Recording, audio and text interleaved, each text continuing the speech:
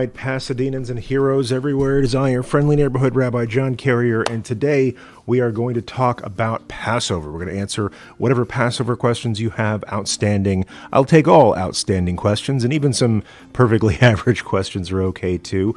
We're going to talk a little bit early, I'll say, about Parashat Shemini, which is next week's Torah portion. But I got ahead of myself, and I was studying something for next week and came across something new that really helps me understand my Seder better this year. And that sounds like a good day. So let's go ahead and get into it. Might as well show you my face.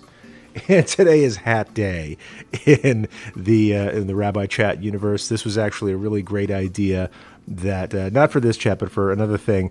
Burl Strauss, the executive director at PJTC, capable, ingenious, hardworking leader that we have who's been managing daily Zoom staff meetings, right? This is something where we usually, back in the day, we had staff meetings once a week. Everybody got together, could see each other's face. We'd share good and welfare, just so we could all keep in touch about all the stuff that's going on. Now, because we don't get to see each other in the hallways on a regular basis, we've been having these daily Zoom meetings with all hands and faces also.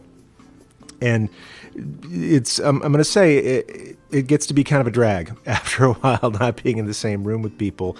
And so Burl did this amazing thing. She says, okay, she said this last week, next Monday is Hat Day. And so I want you to wear a hat to our Zoom meeting, just to spice things up a little bit and tell the story of your hat. I wore a different hat earlier, but today this is my favorite.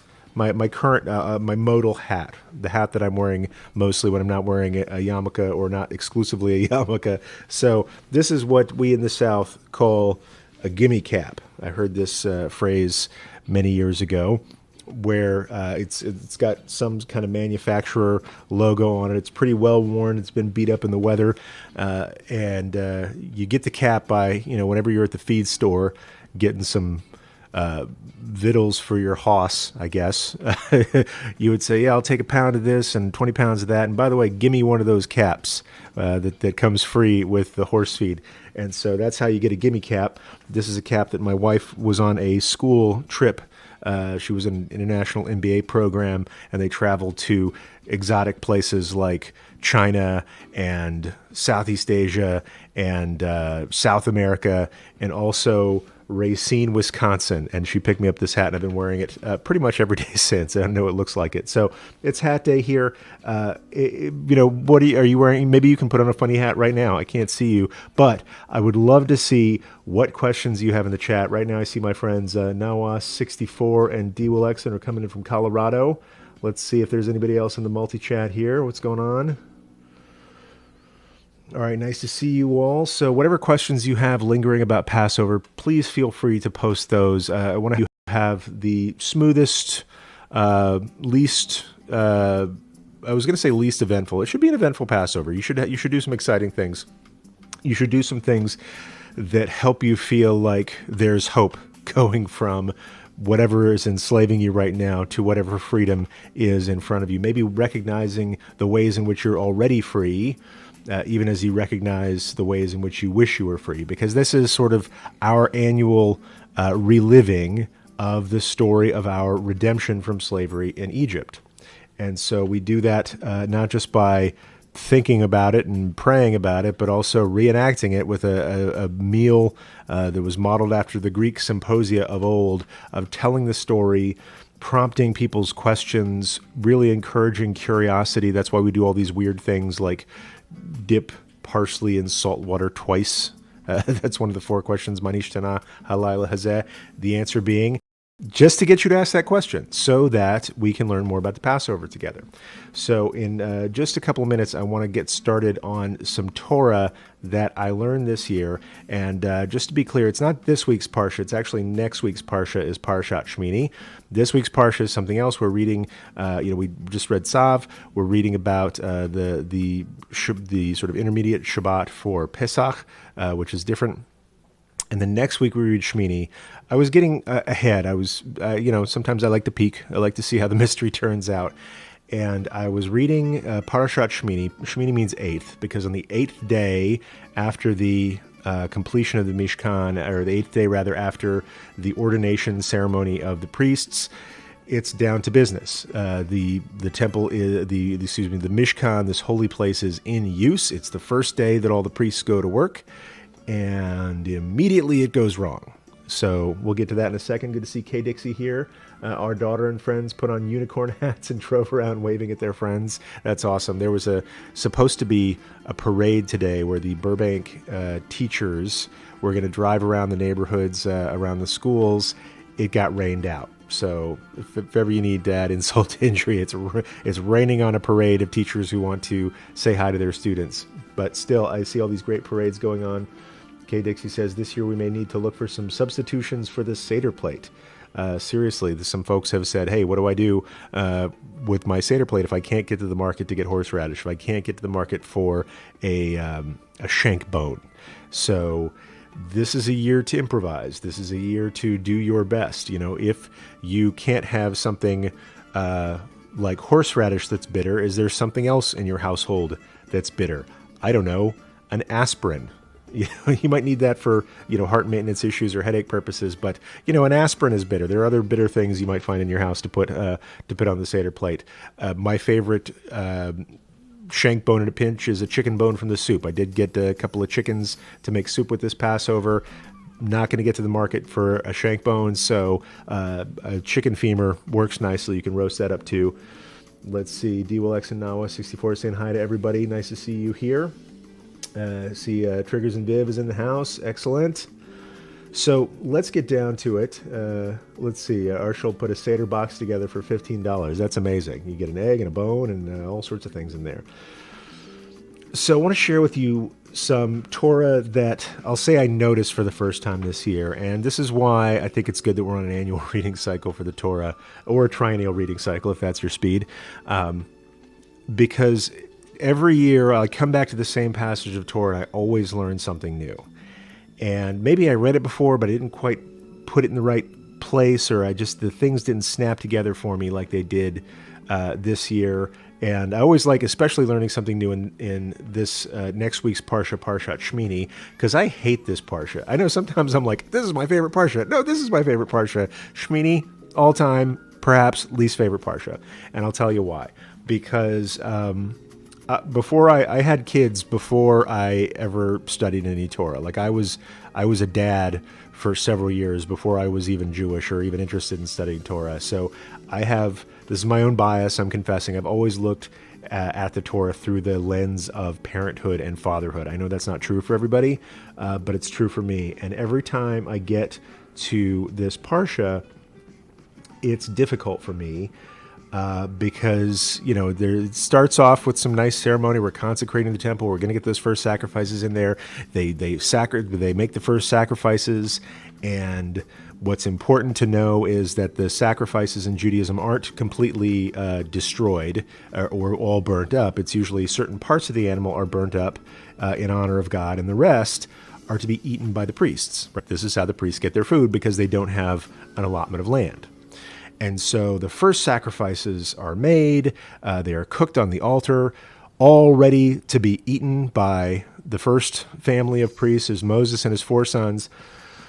But before they sit down to eat, Aaron and his sons, Aaron's 2 sons, Nadav and Avihu, his 2 oldest sons, come in and say, hey, we thought something would be cool. So they come in and offer what's called an Eish Zarah. It's like a strange fire, it's said.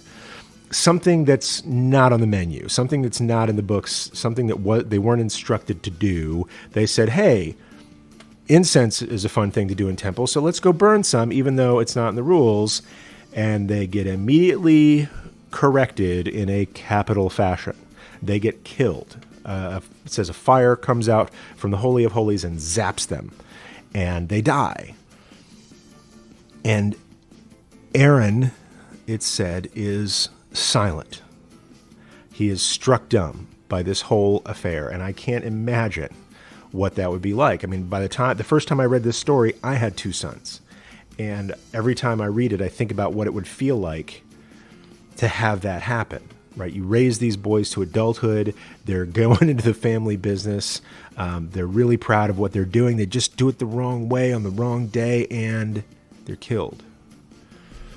And I know it's not always easy to do this with the Torah portion.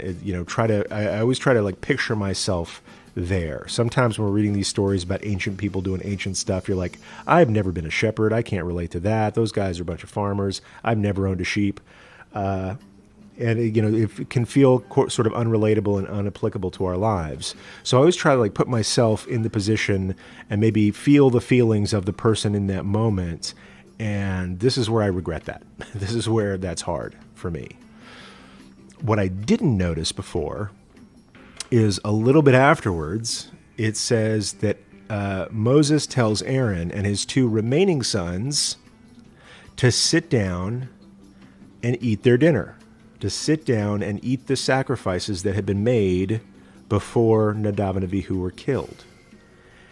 And if I can't imagine what Aaron was feeling like in that moment when he witnessed his sons die after making the sacrifices, I certainly can't imagine sitting down to dinner, continuing to fulfill my obligations that day. For the most part, in Jewish mourning, it said, when you lose somebody close to you like that, you are off the hook, pal. You do not have to, until the burial, you don't even have to show up for minyan. And even after the burial, minyan comes to you.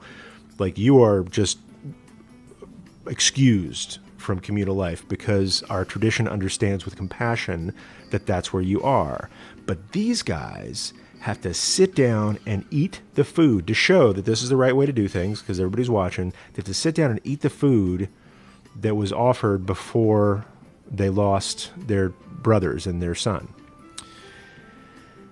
And a lot of what I've been teaching this Passover season, kind of leading up to this, was to encourage people to chill out, to relax this Passover season, because everybody's worried about, okay, I can't, somebody asked us earlier, what are we going to put on the Seder plate if I can't get to the market and get a shank bone? What if there's a shortage of eggs, which, there's been a run on eggs lately? What if I can't put all those things on my Seder plate like I normally do? Am I blowing Passover, right? And what am I going to do without Cousin Steve there? Like, Cousin Steve comes every year and he's a little annoying. He always tells the exact same joke every single year and we always have to pretend like it's funny. I say Cousin Steve, that's actually my joke. I tell that same joke. But what are we going to do without all the things that we're used to? Is it even going to feel like Passover? And I've been telling people to chill out because, this year it's going to be different. This year it's going to be maybe a smaller Seder.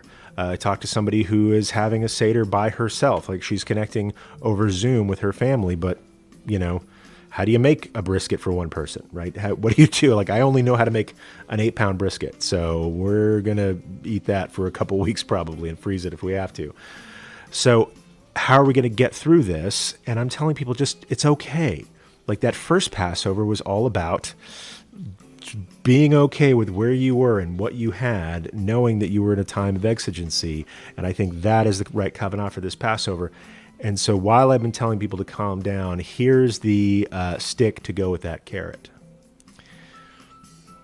When I read about Aaron and his remaining sons sitting down to eat in the absence of Nadav and Abihu, it brought home why this Passover has to be different.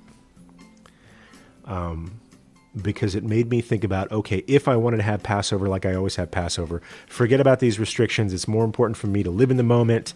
It's more important to have family together at this time.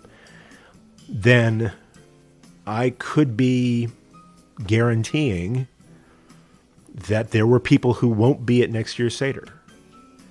And I might be one of those people. And so this is what the Torah is teaching to me that I'm trying to pass on to you this year is, if you're worried about having a shvach Seder or having a Seder that's not exactly the way you want it to be, here's what I want you to do. And it's kind of like the afikomen, like you break that middle matzah and then you put it aside and then later on you have fun with it. This is something I want you to do now or sometime before the Seder starts. And then I want you to bring it back at the very end of the Seder. And here's what I want you to do. I want you to take a piece of paper, your phone or whatever, whatever it is you take notes on. But I like a piece of paper for this. Take a piece of paper, and I want you to write down all the people who aren't coming to your Seder, right? All the people who you would normally expect to see this time of year. And that might be hard, and that might make you cry a little bit. That might make you say, well, gosh, I'm going to miss this person, I'm going to miss that person. But I want you to write down that list. And then I want you to put it someplace safe where you'll remember where it is. I know sometimes when I want to put something someplace safe, I was like, I'm going to put it behind these books in the bookshelf. That way it won't get lost, and then I forget where I put it. So I want you to put it someplace safe where you won't forget where it is. Maybe put it under your Seder plate. Maybe put it in, your Passover dishes. And then at the very end of the Seder, there's this part at the end of the Seder where we say, Shana Haba'a B'Yerushalayim. Next year, we want to celebrate Passover in Jerusalem. And feel free to go ahead and say that, but I also want you to tack something onto that. I want you to say, next year with Cousin Steve. Next year with Aunt Edith. I'm just making up names here. The people who would normally be at your Seder but aren't, I want you to hold them in your heart, and at the end of the Seder, call their names. Because what you're going to do is say, because right before that part, you say, before you go next year in Jerusalem, you say, we have now done the Seder according to our principles, according to our traditions, according to the laws of Moses and Israel. Right? This year, the laws of Moses and Israel say, stay safe, save your life. And by doing that, next year, Cousin Steve is there, Aunt Edie is there, you're there, etc. So this is the intention that I want you to take in. Yes, you can have a different Seder this year. It's okay. It's going to be fine. And if we do it the right way, it's going to be fine next year too. So you don't have to have that feeling that Aaron and his two sons had without Nadav and Avihu. So that's how serious I think it is that we follow these protocols this year, and that's what I'm doing. So I wanted to share that with you. So I want to see what else is going on in the chat here. Thank you very much, everybody, for that. That got kind of serious. But thank you for learning this Torah with me. Next week I'll have something completely different to say about Parashat Shemini because there's kashrut also. It's exciting, right? Another reason why it's in my top 50 parshiot. So let's see. I'm going to see what we have. A lot of people here saying, okay, what are our substitutions for the Seder plate? So hi, sorry, I was late, minus the egg and bone. If you're missing the egg and bone, the egg is the bone. There's the chicken bone. Vegetarians substitute in all sorts of different things. Sometimes they use a beet because a beet has that red stuff on it. It's a little bit like blood, like the lamb. I mean, the bone is to represent the Paschal lamb that was sacrificed at the very first Passover night, and its blood was painted over the doorpost to stay safe. And so beets have that kind of red stuff coming off them, also from iron, I believe. So people use that. I also have heard about the Paschal yam instead of that. So that's the bone's a little bit easier. The egg, if you don't have an egg, marshmallow peeps, I don't know, probably not. What I was going to suggest is that the egg is a symbol of spring. That's why we have an egg on the Seder plate, is this sort of idea of rebirth connected to not only the rebirth of the world in springtime, but also the rebirth of our people when God remembered God's covenant with our ancestors and brought us out of slavery. So if you don't have an egg, what else can you put on there that's a symbol of spring? Maybe it's your alarm clock that you have to set forward an hour. I don't know. But find something that represents spring, and I think that is a good substitution. So Trigus said, was this the week? Was this week was the build of the second temple? I don't know. I have to check my calendar for that. But we're talking about the Mishkan. My matzo ball soup is made for an army. Very good. So yes, we'll probably have some matzo ball soup. I think we have some matzo meal or matzo ball mix left from last year. I'm not proud. It happens. If anybody's got a bomb shelter and needs stuff to put in it, I suggest Passover food in general. But we'll be making some matzo ball soup by hook or by crook. There'll be matzo ball soup. Definitely making some chicken soup. Kay Dixie says, maybe we can set a place setting for those who won't be here because they will actually be here in spirit. I really like that one a lot. Let's see, or a single plate with the names of the missing people. Let's see. Also, we should keep the name list for next year. That's why I like it on a piece of paper, because you could lose your phone, you could upgrade your phone. I don't know. Maybe for some people that's a more faithful way of storing information because it's in a cloud someplace. So, speaking of downloaded from the cloud, 10 Commandments, ha ha ha. Somebody gave me a T-shirt with that on there. Moses was the first person to download tablets from the cloud. Let's see, single plate. I think that's a nice thing, is make a list of people who aren't there, and hopefully you'll see them next year. So, D. Willexon says, isn't the egg a symbol of eternity because it's round, maybe a ball instead, perhaps? Could be. I mean, it's this, eggs represent rebirth, but they also have roundness to them, which represents in Judaism sort of completeness, but also eternity. A circle is sort of one thing you can keep going around and never stop. So maybe a ball or something else that inspires infinitude, but it's infinitude through renewal. It's like that great chicken and egg cycle. So yes, the line of chickens is very long, but it's one egg and one chicken at a time. So maybe an avocado seed in place of an egg. There you go. A grape. Well, we'll have grapes. We'll have grapes at a different time. We have the 4 cups of the Seder. So listen, everybody, thanks for some great suggestions here. Thank you for listening to my sad rant about the Torah, but it's something that really hit me at home this year. Just want to be clear, chill out for your Seders, chill out for your shopping list. If you need to get a little Sephardi this year, get a little Sephardi this year, if you know what I mean. But also know that you're doing it for a very serious reason. You're doing it to save lives, including possibly yours, right? Because the last thing I want to have happen is to not have you at my Seder or through this live stream next year. So everybody stay safe. I see some great people in the chat and here on Twitch sharing some suggestions about the Seder. So with that, we're going to sign off for today. Tune in tomorrow at 3 p.m.-ish Pacific time, and we will be here with the Pasadena Jewish Temple and Center presents RabbiChat. I have been your friendly neighborhood rabbi, John Carrier. You have been awesome. So to all my Pasadenans and heroes everywhere, until next time, peace.